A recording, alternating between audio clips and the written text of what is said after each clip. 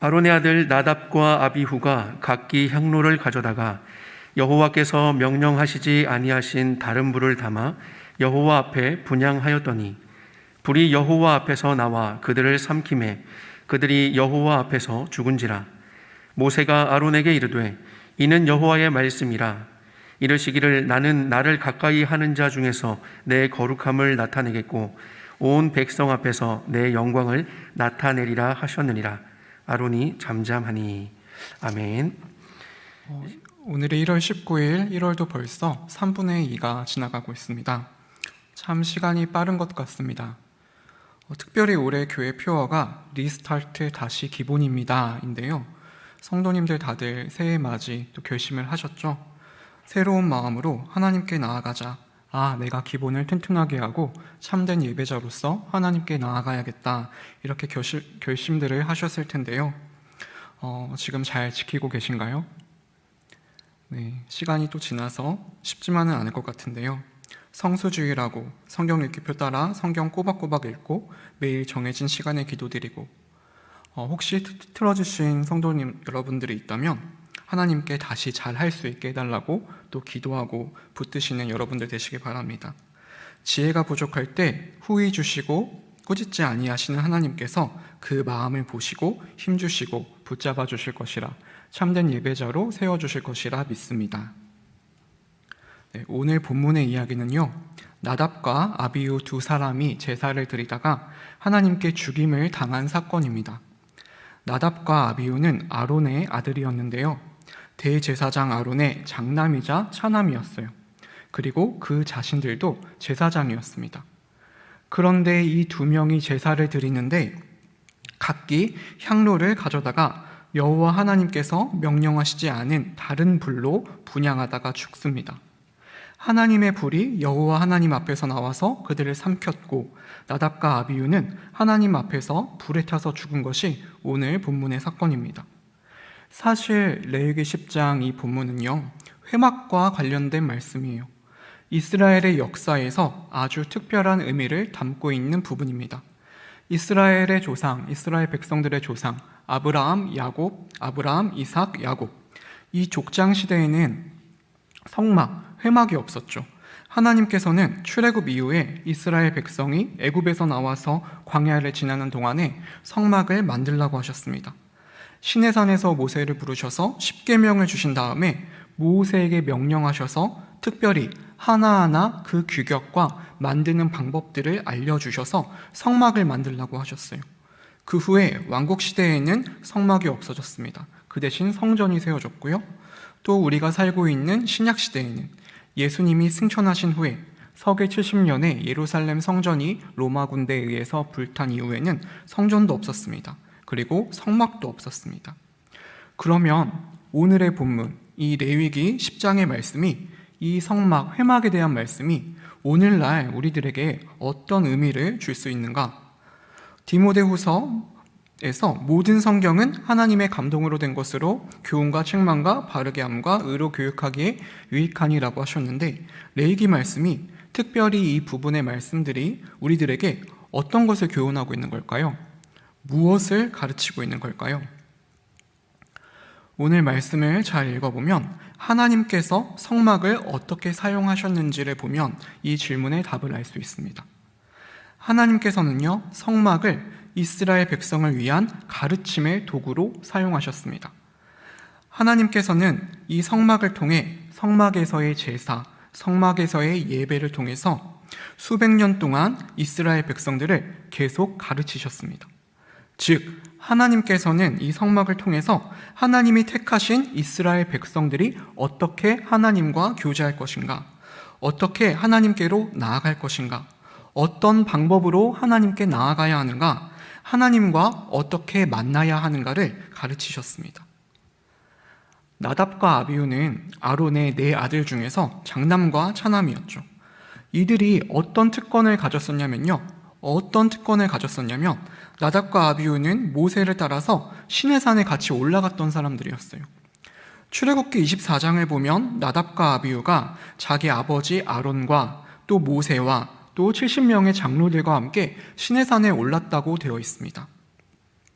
시내산에 올라서 멀리서 하나님을 경배했는데 하나님의 모습을 바라보았다.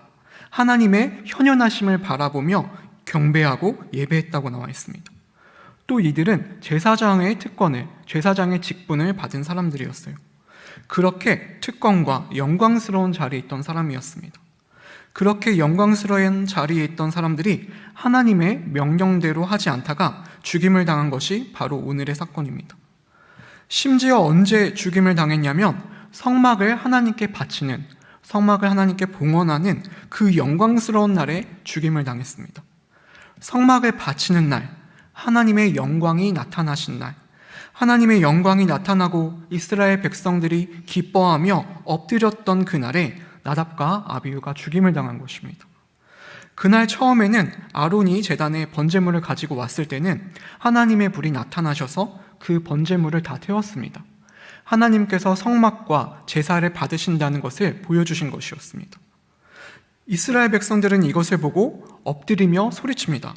모든 사람들이 엎드려서 기뻐합니다. 다 즐거워해요. 사람들이 그러고 있는 동안 나답과 아비후는 각자 향로를 가지고 성막으로 갑니다. 그리고 하나님께 분향하려고 성막에 들어갈 때 이번에도 하나님의 불이 나타나십니다.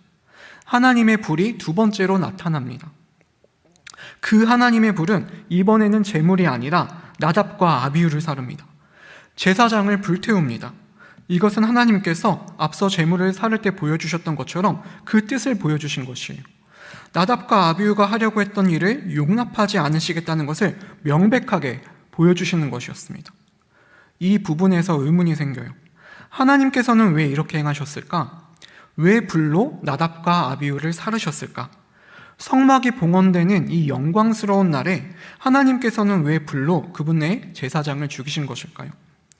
특히 나답과 아비후는 다른 신에게 나아간 것이 아니라 여호와 하나님, 우상 숭배를 한 것이 아니라 여호와 하나님께 나아간 건데요.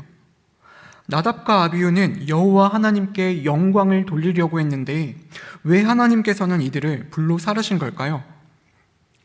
이 문제를 곰곰이 생각해 볼 때 오늘 말씀을 준비하며 이 문제를 생각해 보며 이 사건과 오버랩되는 성경의 다른 사건이 떠올랐습니다. 오늘의 본문을 이해하는 데 도움이 되는 어떻게 생각하면 겹치는 부분인데요.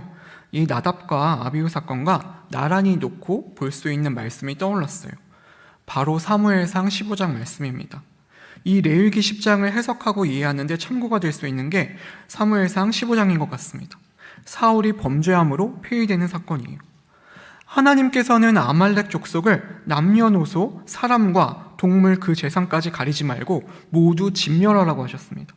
그러나 사울은 그 명령에 따르지 않았어요. 하나님께서는 사울의 군대, 이스라엘의 군대에 승리를 주셨지만 사울은 감사하고 하나님의 명령을 그대로 준행하는 대신에 아말렉 왕 아각과 또 소와 양 중에서 좋은 것들을, 값진 재물들을 남겨놓았습니다. 이것을 보고 하나님께서는 매우 분노하셨고요. 사무엘을 통해 사울을 이스라엘의 왕에서 내려오게 한다고 선포하셨습니다. 그리고 사무엘을 통한 하나님의 말씀에, 사무엘의 책망에 사울은 이렇게 대답합니다. 내가 이 같은 것들로 마땅히 멸할 것들이지만 그 중에서 가장 좋은 것들로 여호와 하나님께 제사하려 하였다. 사실 사울의 이 말은 핑계죠. 거짓말입니다. 그러나 사무엘은 사울의 이 거짓말을 낱낱이 들추는 대신에 이렇게 말합니다. 순종이 제사보다 나으며 듣는 것이 수량의 기름보다 나으니. 순종이 제사보다 나으며 듣는 것이 수량의 기름보다 낫다. 성경의 진리입니다. 그런데 여기서 포인트는 그게 아니에요. 오늘의 포인트는 그게 아닙니다.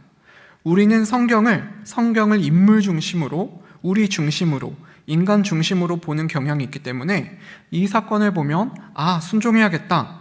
내가 사울과 같이 하면 안 되는구나. 내가 순종해야겠다. 이렇게 생각하는데 사실 이 정도만 돼도 훌륭하죠. 마땅히 그래야 합니다.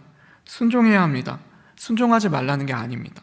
그런데 여기에 더 중요한 포인트가 있다는 거죠. 성경을 하나님의 입장에서 보자는 겁니다. 사실 이 본문을 하나님의 시각에서 보면 하나님께서 바라시는 것은, 하나님께서 사울에게, 이스라엘에게, 우리에게 요구하시는 것은 바로 거룩이에요. 그게 하나님께서 우리에게 순종을 요구하시는 이유입니다. 하나님의 명령은 너희가 거룩하라예요.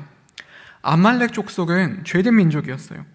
이스라엘이 출애굽할 때 이스라엘을 가장 먼저 대적한 것이 바로 아말렉이었습니다.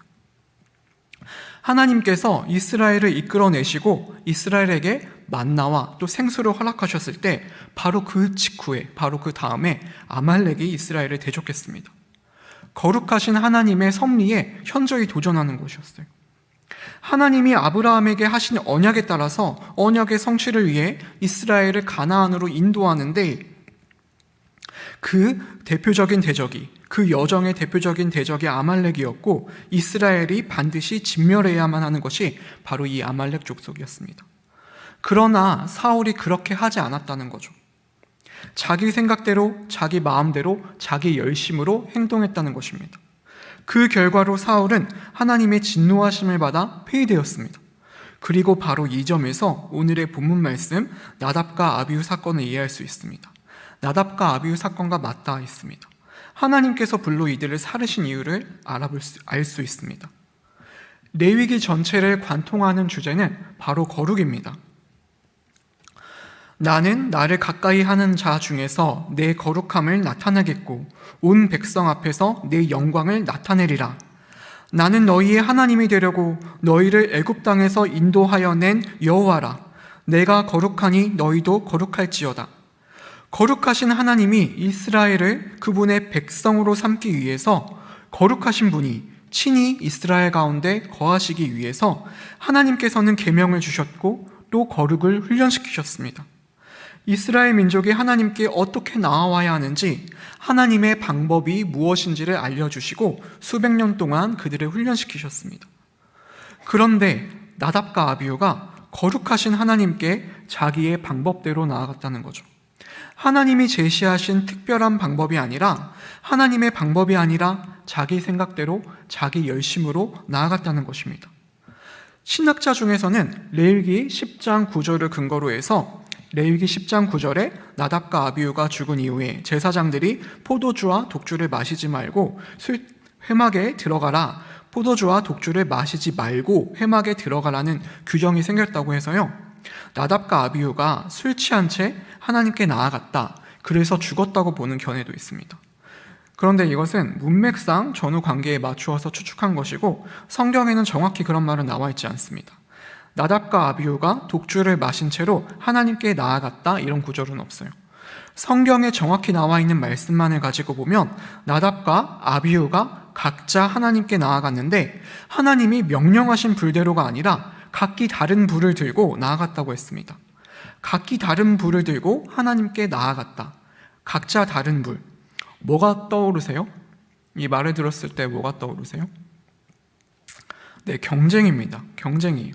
나답과 아비후는 형제인데 각자 자기가 보기에 좋은 불을 택해서 서로 경쟁하듯 하나님께 나아간 거예요. 서로 경쟁하듯 하나님의 영광에 가까이 가려 한 거예요. 하나님의 말씀을 어기고 인간의 욕심으로, 인간적 생각으로, 잘못된 열심으로 월권을 했다는 거죠. 하나님의 거룩하심을 전혀 염두에 두지 않고 잘못된 열심으로 나아갔다는 것입니다.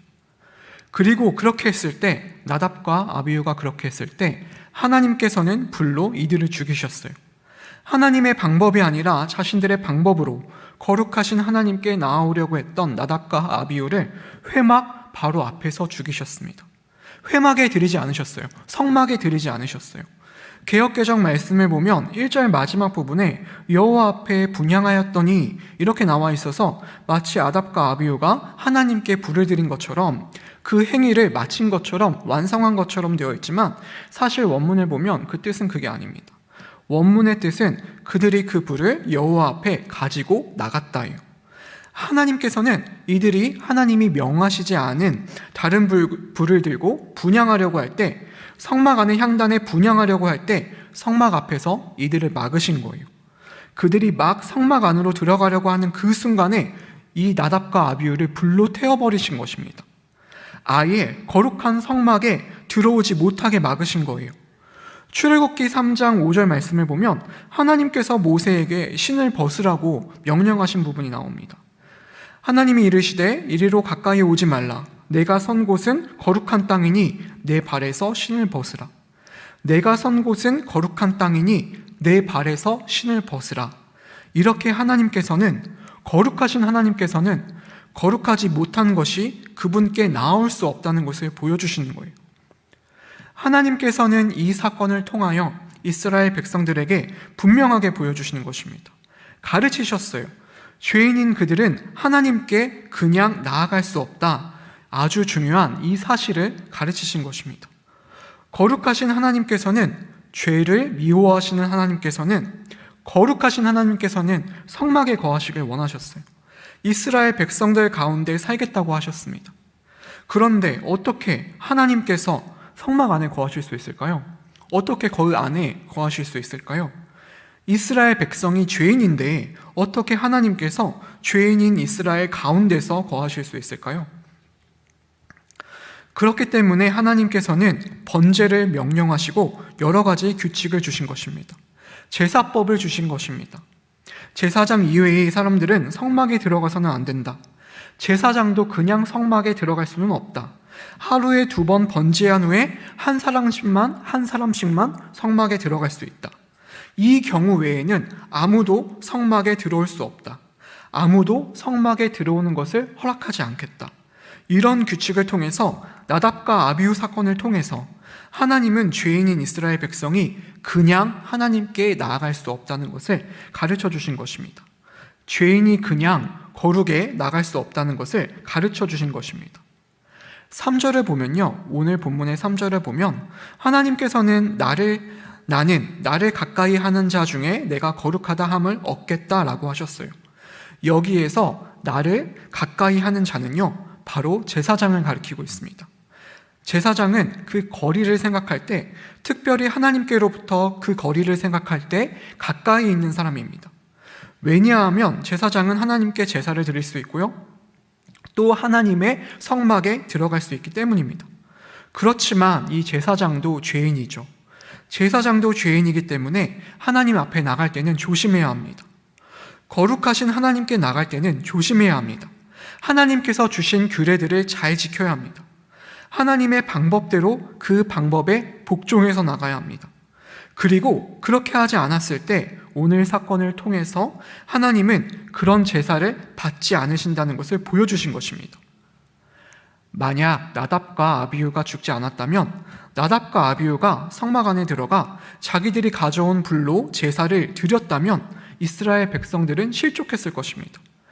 만약 제사장이 자기가 원하는 방식대로 하나님께 갈 수 있다고 생각했다면, 만약 자기가 원하는 방식대로 제사장이 하나님께 갈 수 있다면 그것을 옆에서 지켜보는 이스라엘 백성들도 자기들이 원하는 대로 하나님께 갈 수 있다고 생각했을 것입니다. 아마 이 나답과 아비후의 죽음 이후로는요, 이스라엘 백성들은 하나님께 나아가는 것이 참으로 조심스럽다는 것을 잘 알게 되었을 것입니다. 하나님이 주신 규칙 이외에는 안전하게 하나님께 갈 수 있는 길이 없다는 것을 알게 되었을 것입니다. 하나님은 바로 이 점을요, 성막이 받쳐지는, 성막이 봉헌되는 그 날에 가르치신 것입니다. 성막 제사에 아주 처음부터 가르치셨던 것입니다. 그리고 그 가르침의 완성이 하나님의 명령대로, 하나님의 방법대로 나아간다는 것이 무엇인지를 보여주시는 분이, 그것을 완성하신 분이, 단번에 드리신 제사로 그것을 완성하신 분이 바로 예수님이세요. 우리는 예수님이 참 제사장이신 줄 알죠. 그러므로 우리에게 큰 대제사장이 계시니 승천하신 이 곧 하나님의 아들 예수시라. 우리가 믿는 도리를 굳게 잡을지어다. 우리에게 있는 대제사장은 우리의 연약함을 동정하지 못하실 리가 아니요 모든 일에 우리와 똑같이 시험을 받으신 이로되 죄는 없으시니라. 히브리서 4장 15절에서 15절까지의 말씀입니다. 예수님도 하나님께 나아가셨습니다. 그리스도께서는 장래 좋은 일의 대제사장으로 오사 손으로 짓지 아니하신 것 곧 이 창조에 속하지 아니한 더 크고 온전한 장막으로 말미암아 염소와 송아지의 피로 하지 아니하고 오직 자기의 피로 영원한 속죄를 이루사 단번에 성소에 들어가셨느니라. 이 히브리서 9장 11절 말씀을 보면 예수님께서는 이 창조에 속하지 아니한 더 크고 온전한 장막으로, 즉 단번에 성소로 들어가셨다고 나와 있습니다. 예수님께서는 부활하신 후에 승천하실 때 하늘 온전한 장막으로 들어가셨습니다. 그리고 참된 대제사장이신 예수님께서 그 자신을 제물로서 자기 피를 가지고 하나님의 전에 들어가려고 했을 때 하나님께서 어떻게 하셨죠? 불로 나답과 아비후를 태우신 것처럼 예수님이 들어가려고 하셨을 때 하나님께서 불로 예수님을 멸하셨나요? 아닙니다. 하나님께서는요, 예수 대제사장을 받아들여 주셨습니다. 하늘의 천사들이 기뻐하셨고요, 아버지 하나님께서는 예수 그리스도, 예수 대제사장을 환영하셨습니다.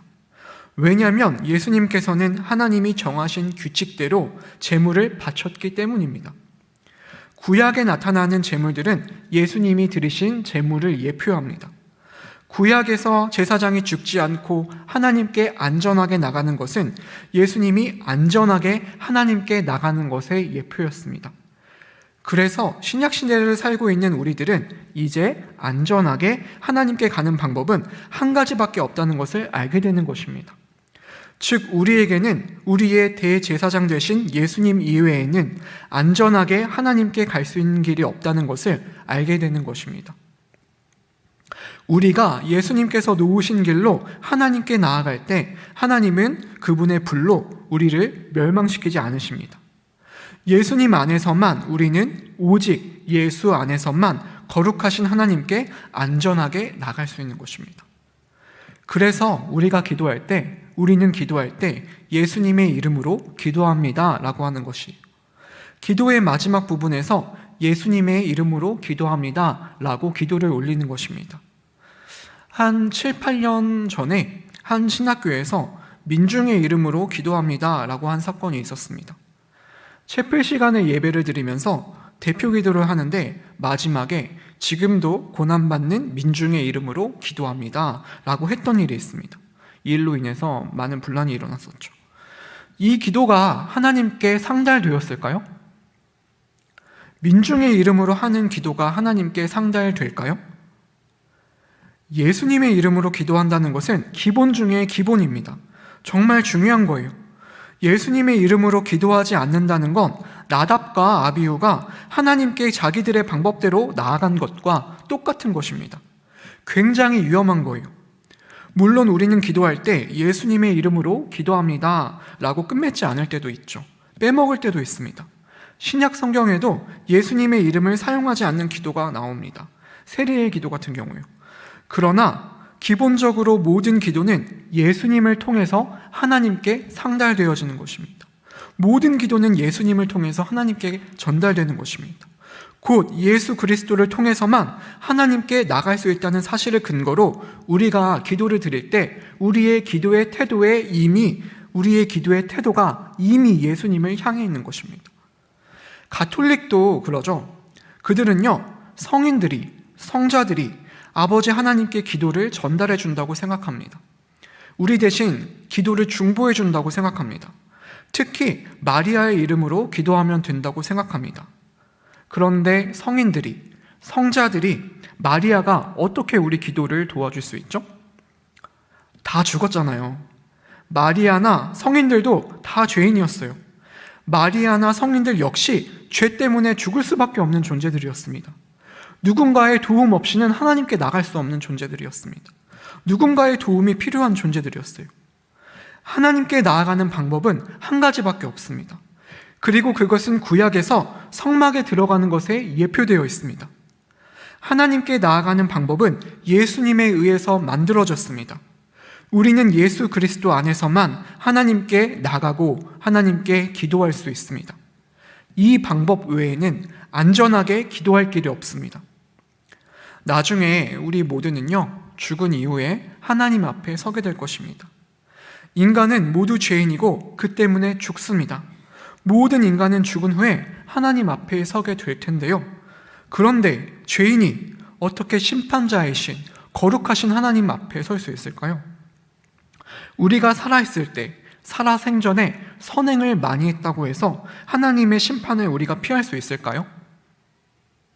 우리의 선행들이 쌓인 그 높은 공로가 심판의 불로부터 우리를 보호해 줄 수 있을까요? 가톨릭에서 말하는 성인들이 우리를 보호해 줄 수 있을까요? 어떤 성자라도, 어떠한 높은 공로라도, 심지어 순교했다는 사실도 그 사실만으로는 우리를 하나님 앞에서, 거룩하신 하나님 앞에서, 하나님의 심판 앞에서 우리를 건져줄 수 없습니다. 하나님의 심판에서 우리를 건져주시는 것은 예수님이십니다. 우리를 심판으로부터 보호해 주시는 분은 예수님이세요. 우리가 죽은 후에 하나님 앞에 설 때 대제사장이신, 참된 대제사장이신 예수님도 그 자리에 계십니다. 우리는 그 예수님께 도움을 부탁함으로써 심판에서 건져지게 되는 것입니다.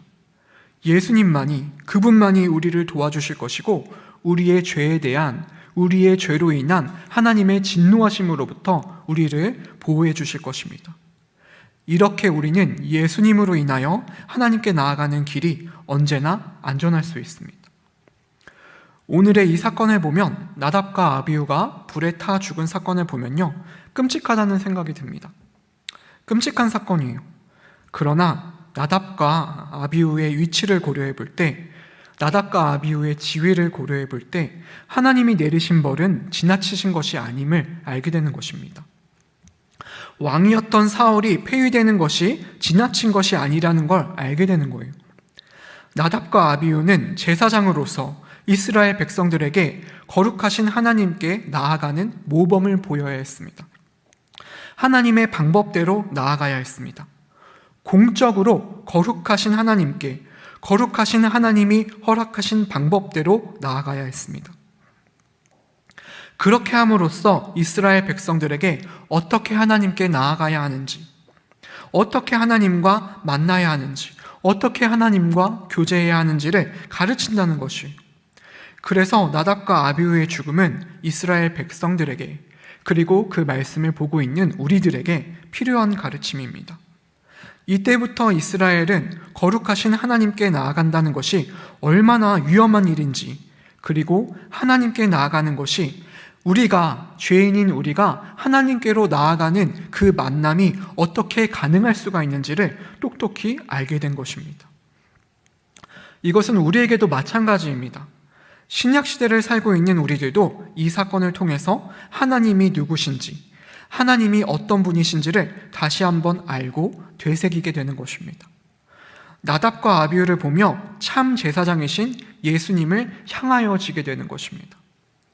참 제사장이신 예수 그리스도께서 보여주시는 참된 제사를 통해서 하나님이 정하신 규칙대로, 하나님의 방법대로 제사를 드리신 예수 그리스도를 보면서 예수 그리스도 안에서 하나님께 나아가게 되는 것입니다. 예수를 통해서 하나님께 나아가게 되는 거예요.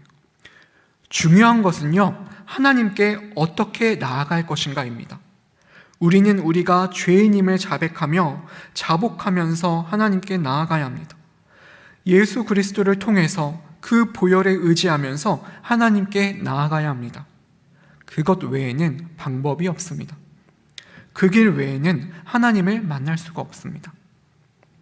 아무쪼록 2022년 리스타트 다시 기본입니다 표어처럼 기본으로 돌아가서 거룩이 무엇인지를 되새겨보며, 그리고 내 신앙이 어떠한 모습인지를 점검하며 거룩하신 하나님께 나아가는 우리 성도 여러분들이 되시기를 바랍니다. 내 생각, 내 열심, 내 방법이 아니라 하나님의 방법대로 딱 한 가지 길, 예수 그리스도를 통해 하나님께, 아버지 하나님께 더욱 가까이 나아가는 화성교회 성도님들 되시기를, 우리 성도 여러분들 되시기를 예수님의 이름으로 소망합니다. 아버지 하나님, 오늘 말씀을 통해 나답과 아비후가 죽은 것을 보았습니다. 하나님이 이 말씀을 통해 우리의 생각이 아니라 거룩하신 하나님께서 명령하시는 방법대로 하나님께 나아가는 우리가 되게 하여 주시옵소서. 기본을 점검하며 아버지께서 허락해 주신 참 제사장, 참된 대제사장 예수님을 통해서만 아버지께로 향하는 우리가 되게 하여 주시옵소서. 코로나로 어려운 시간을 지나고 있습니다. 하나님, 우리 교회를 붙잡아 주시고, 특별히 이 코로나 기간 가운데 하나님, 이 기간이 우리가 사그러드는 기간이 아니라 하나님께 접붙여져서 쭉정이가 아니라 알곡으로 거듭나는 시간이 되게 하여 주시옵소서. 각 가정에 또 필요한 것들 공급하여 주시고 하나님 또 우리가 기도할 때 그 기도에 대한 응답을 주시사 하나님이 주시는 응답과 또 위로로 이번 한 주간도 또 살아갈 수 있게 하여 주시옵소서. 이 모든 말씀 살아계신 예수님의 이름으로 기도하옵나이다. 아멘.